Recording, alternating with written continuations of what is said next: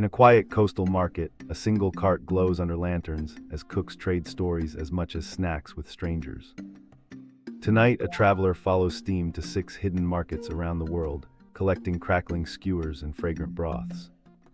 Each bite reveals a city's memory, spice routes, sea winds, alleys, and a grandmother's recipe scribbled in charcoal.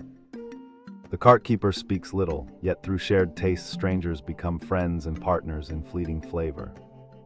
At dawn, the traveler maps tastes that never existed on any guide but live in listeners' hearts.